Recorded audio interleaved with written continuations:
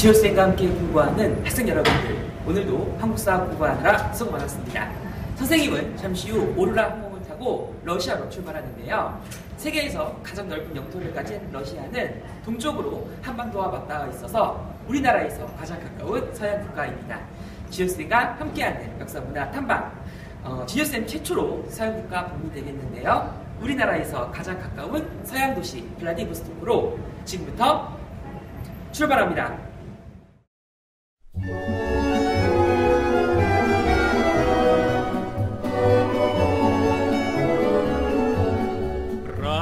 Расцветали яблони и груши, поплыли туманы над рекой.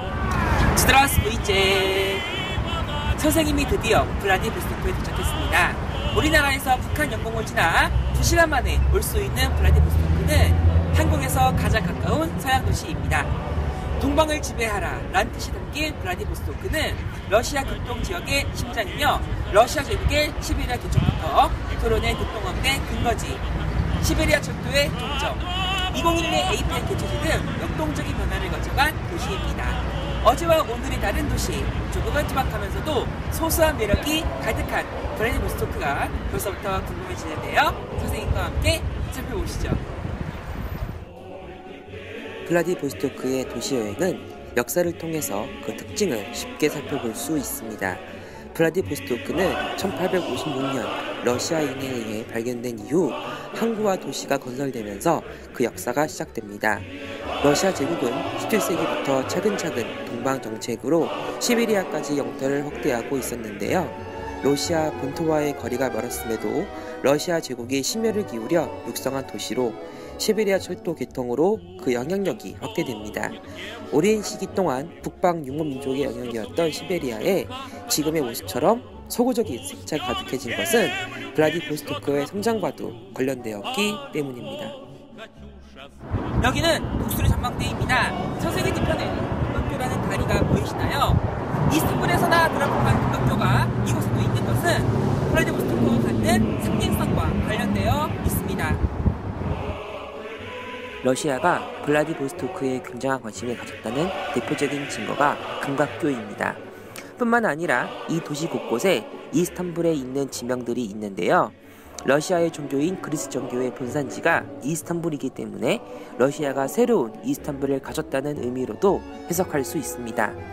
한편 블라디보스토크는 19세기 러시아의 대표적인 러시아 진출 전략인 남하 정책의 근거지가 되며 도시 전체가 요새화되었습니다. 더욱이 러일 전쟁 패배 이후 러시아 유일한 극동의 부동항이 되면서 그 가치가 올라갔는데요. 20세기 소비에트 정권이 들어선 후 2차 세계대전에 이르기까지 전략적 가치가 상당했다고 합니다.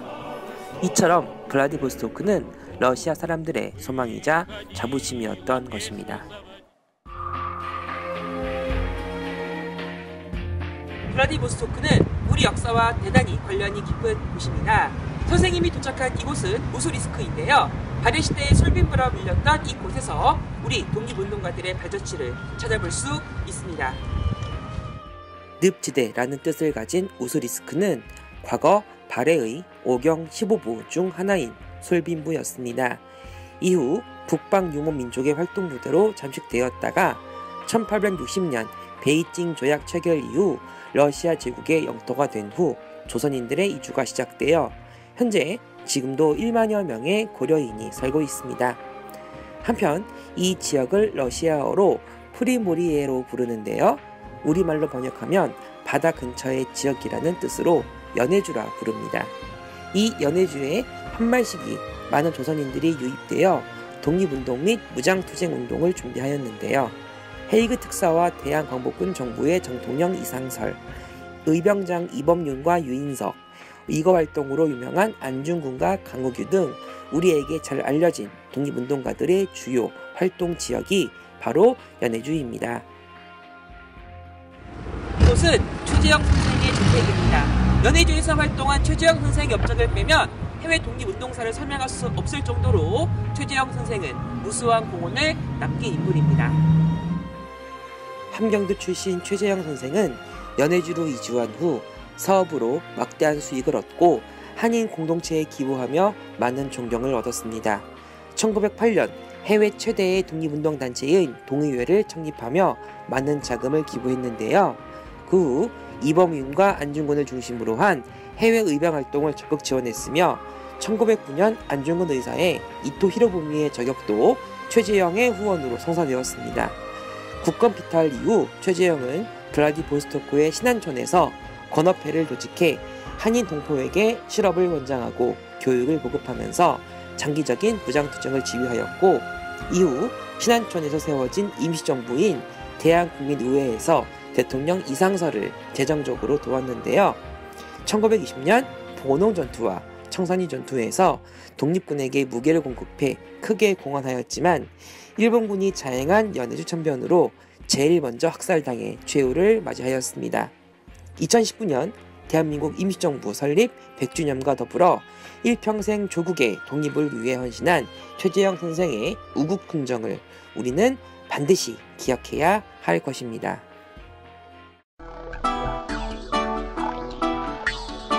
여러분들은 최근 K-POP, 우리나라 음식 등 전 세계적으로 한류 열풍이 부는 것을 아시죠?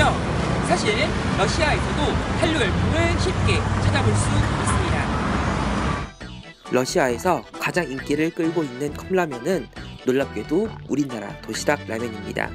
왕뚜껑 라면의 작은 사이즈인 도시락 라면은 러시아어로 나슈락이라 불리며 선풍적인 인기를 끌고 있는데요. 러시아 컵라면 시장 점유율의 60%에 해당하며 농심그룹의 라면이 따라가지 못할 정도로 러시아의 국민라면이라고 합니다.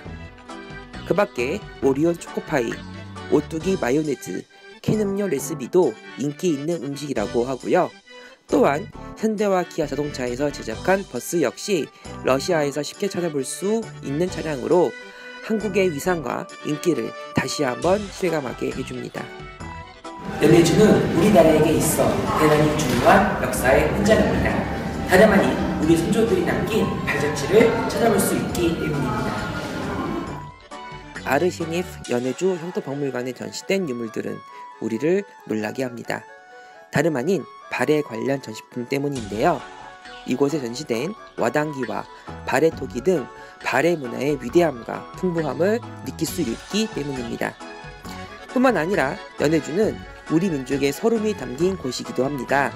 식민지 피지배 민족이라는 이유로 연해주 동포들은 일제의 만행과 소련의 강제 이주 등을 겪으며 20세기 격동의 세월을 보냈기 때문인데요. 러시아에 퍼지는 자랑스러운 한류와 함께 연해주는 우리가 반드시 기억해야 할 역사의 현장임을 잊지 말아야 할 것입니다. 선생님은 블라디보스토크 공항에서 곧 인천으로 귀국합니다. 우리나라에서 가장 가까운 서양 도시 블라디보스토크는 동유럽 자체가 물씬 풍기는 이색적인 매력이 가득한 도시였습니다. 그리고 우리나라에서 가장 가까운 해외 독립운동 대지로서 수많은 역사적 현장들을 간직한 도시이기도 했는데요. 2019년 3.1운동과 대한민국 임시정부 창립 100주년을 맞이해 연해주에서 조국을 향해 헌신한 독립운동가들을 되새겨보는 것도 의미 있지 않을까 생각합니다. 직접 보고 들으며 다녀오는 진유쌤의 역사문화 탐방, 연두를 위한 탐방은 다음에도 계속됩니다. 수업 시간에 만나요. 덥스리째.